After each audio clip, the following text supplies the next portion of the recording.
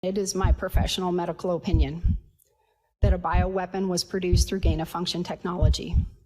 Messenger RNA delivery system through mandatory vaccinations was used to strategically deliver the bioweapon into the body of millions upon millions of Americans and people around the world.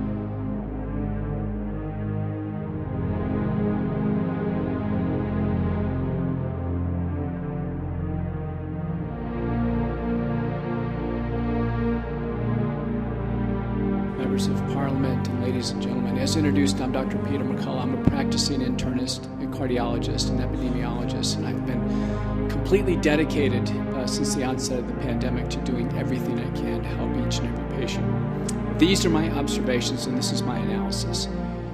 There have been two waves of injury to the world. The first has been the SARS-CoV-2 infection, which preyed upon the frail and the elderly. And then the second wave of injury now has been the COVID-19 vaccines. We are seeing now a third false narrative. The first false narrative was that the virus is unassailable, we have to stay in lockdown and be fearful. The second false narrative is take a vaccine, it's safe and effective. The third false narrative now is it's not the vaccine causing these problems, it's COVID. It's COVID that we saw back in 2020 causing all these problems in 2023. Don't fall for the false narrative.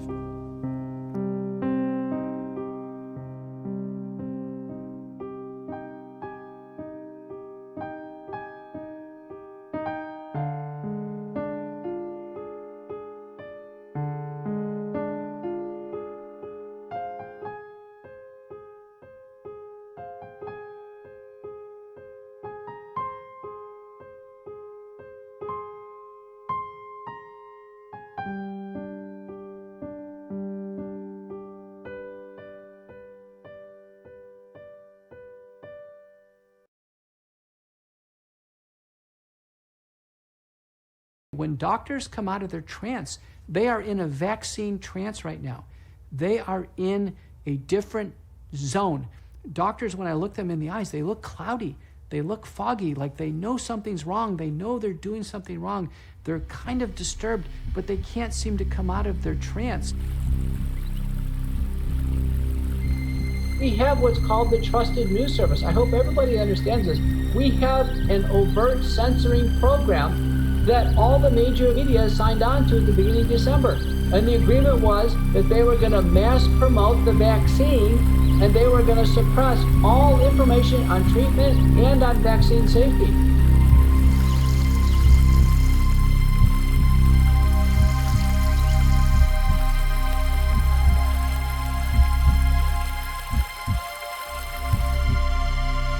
What is sort of your worst case scenario concern? I cannot talk about figures, but what is clear is that the order of magnitude will be something completely unprecedented. Because again, what I'm saying is, and this is the logic of the science, what we will obtain if we do this, if we continue the mass vaccination, we continue the boost, we don't do anything about the infectious pressure, we immunize all the children. I mean, if that is not going to be a catastrophe, you can put me in jail.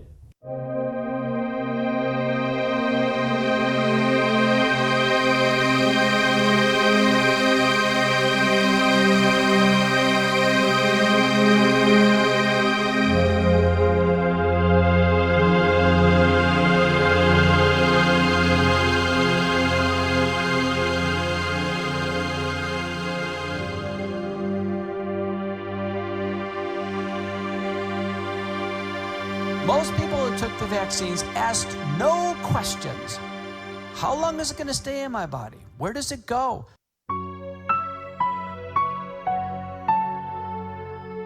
I'd rather sacrifice the present and have a future than sacrifice my future for some conveniences in the present.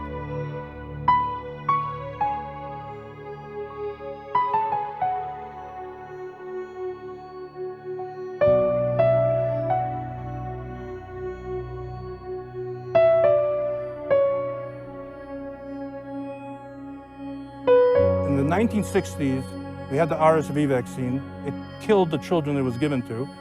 The reason why was ADE. Yeah. In the 70s, there was the dengue fever virus vaccine. It was given to adults. It killed the adults because of ADE.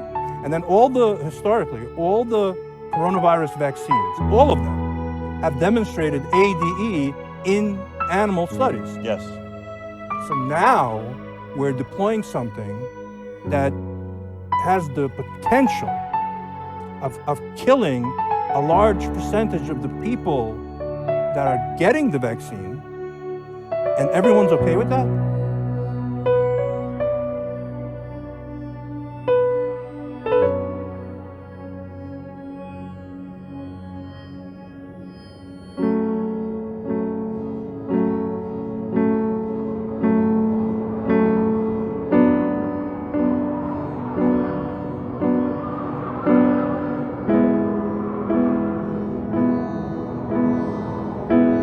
There's a big class of people out there that say, well, I got the jabs and I seem to be okay. You know, I don't have any problems. I'm not dead yet. And I don't have any of these underlying health conditions. And my response to that is, well, you perhaps fall into category 3, which is autoimmune diseases, because it can take months to years for autoimmune diseases to really ramp up and become a real problem. Yes. And early on, I spoke to a couple of immunologists who said to me, you know, Sherry, we are in big trouble. For the next 10 years, within the next 10 years, we're going to see rampant autoimmune disease unlike anything that we've ever seen before. So that's, you know, so now we've got sudden death, a big ramp up of deaths within 3 to 5 years, ongoing more slower kill-off factors up to 10 years. And then category 4 is some of what you mentioned about the turbo cancers that are happening primarily in leukemias, lymphomas, breast cancer. You see it also in prostate cancer. Those are some of the top 4. You also see the big infertility problem that has happened, and that's happening all over the world because the spike protein gets involved with the ovaries and testes in young people. The myocarditis, which has become common, and we talk about it commonly now.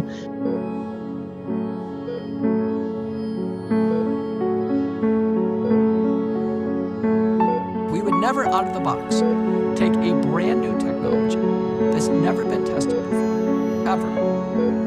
And we know that the vaccine technology produces the dangerous spike protein. It produces the Wuhan spike protein, the spicule on the ball of the virus itself, which damages blood vessels and causes blood clotting, and all of them do. We would never unleash that into a pregnant woman's body. Americans have to understand something is very wrong what's going on. What's going on now in the world, these are examples, are clear-cut examples of wrongdoing that is at such a high level.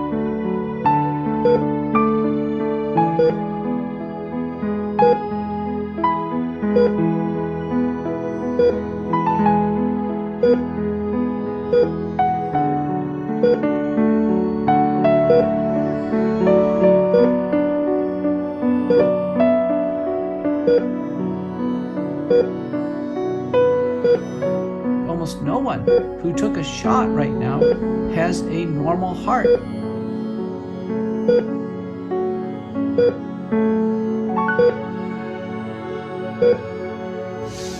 I have a Hippocratic oath, and I have a fiduciary responsibility to my patients. And I refuse to let my patients die of this illness.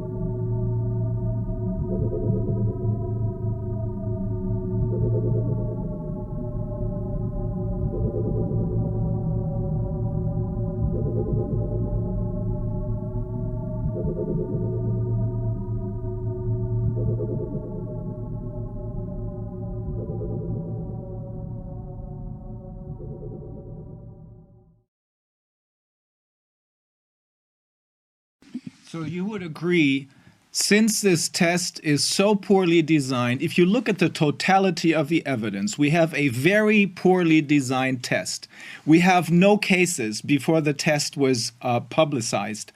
Then, after the test was published, we have cases all of a sudden on which the World Health Organization bases its declaration of a public health emergency of international concern, which will then be the basis for using untested drugs on humans. Would you agree that this is very strong evidence for this having been used to create cases, to artificially create cases out of thin air? This is what I believe. Would you agree with that, or does it not make any sense? No, it makes absolutely sense, because there's no other way to think about it.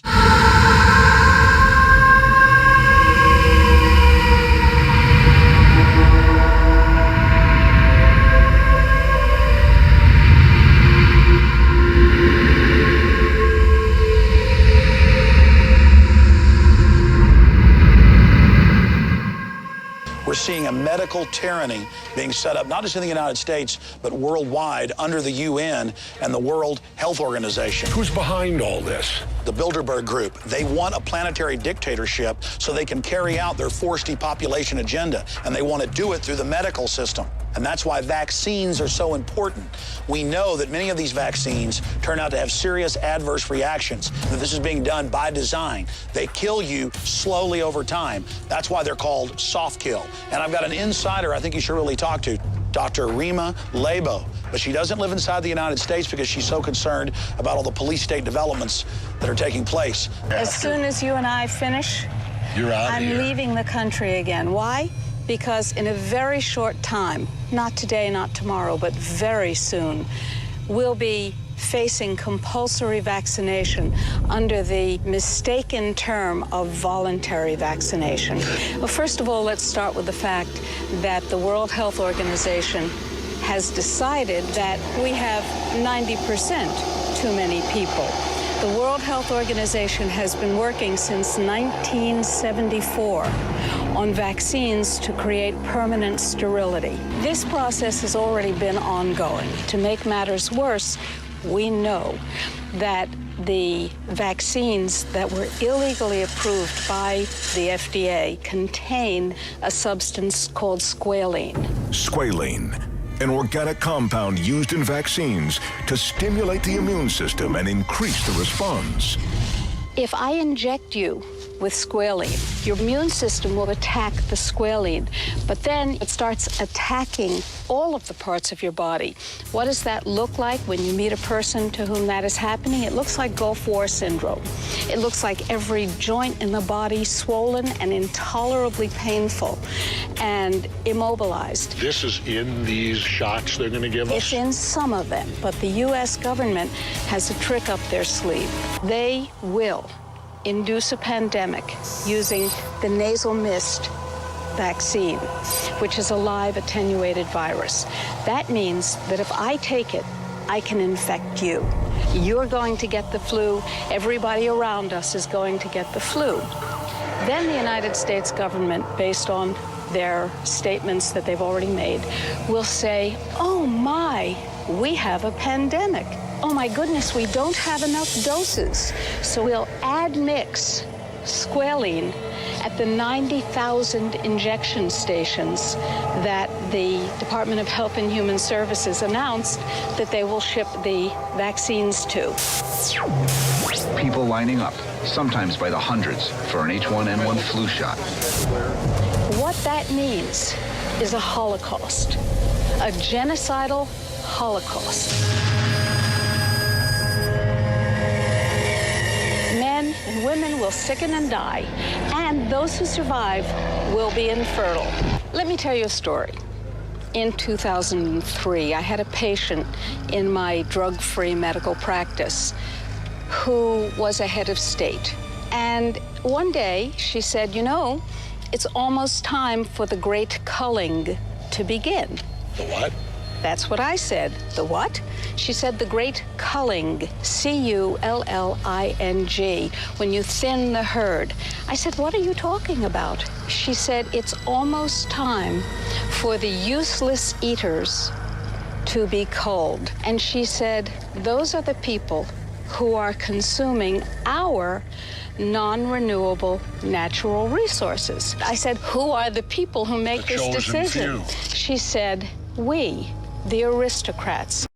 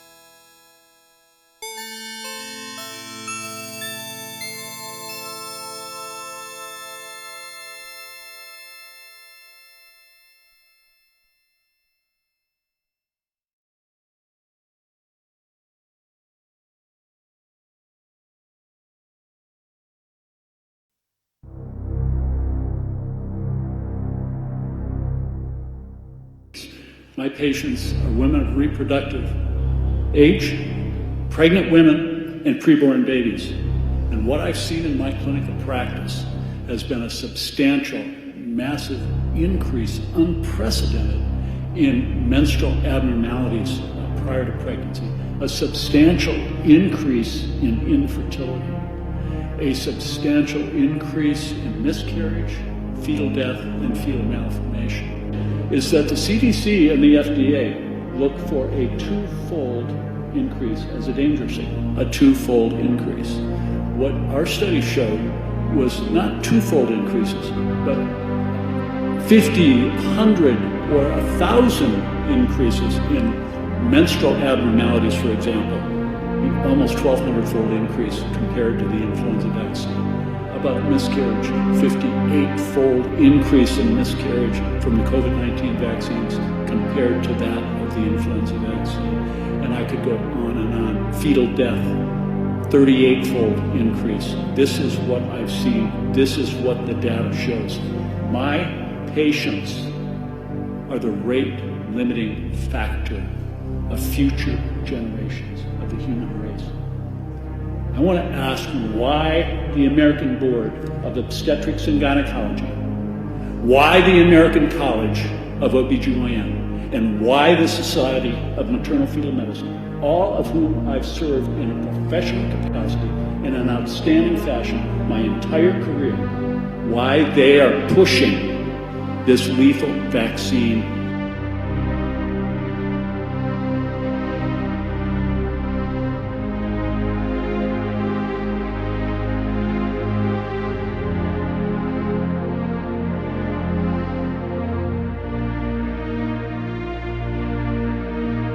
Jessica Rose provided the underreporting factor, very carefully crafted final opinion that there's probably a factor of 41 times underreporting.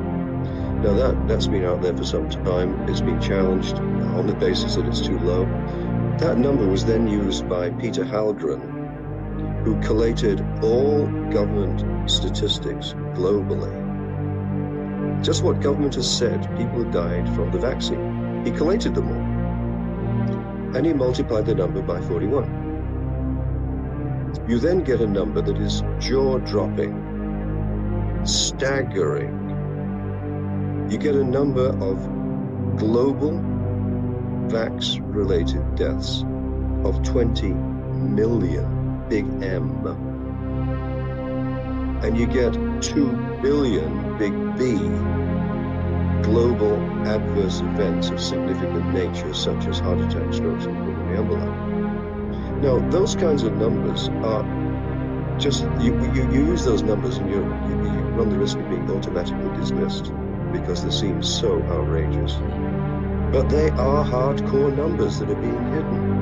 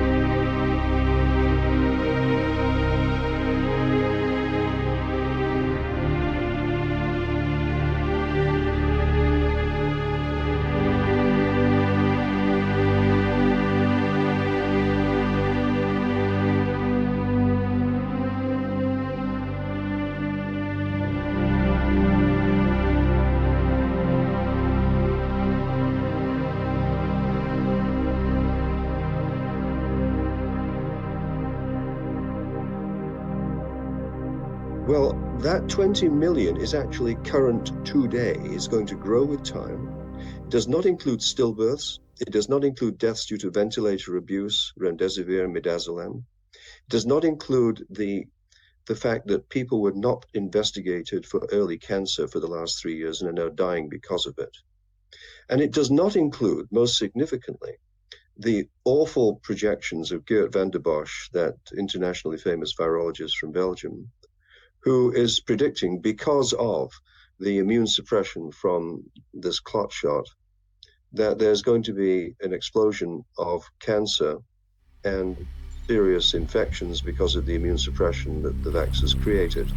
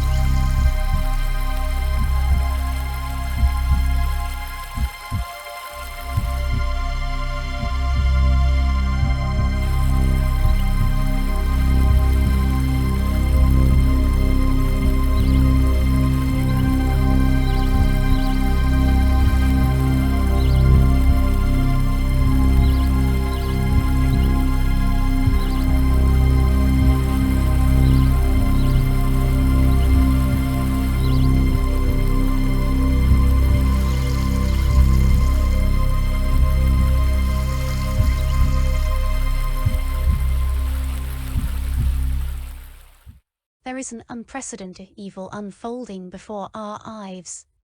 More people will be injured and die of the COVID vaccine than all the world wars combined, many times over.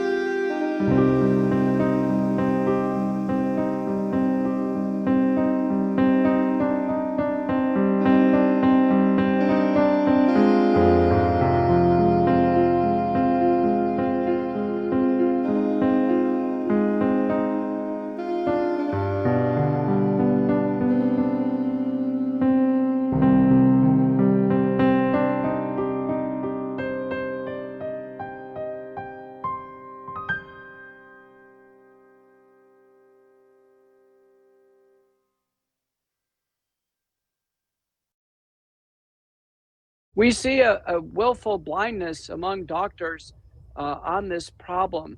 You heard the vignette of the boy, and they asked him, did the doctors recognize that it was COVID-19 vaccine-induced myocarditis? He goes, well, no, they thought it, but they wouldn't admit it.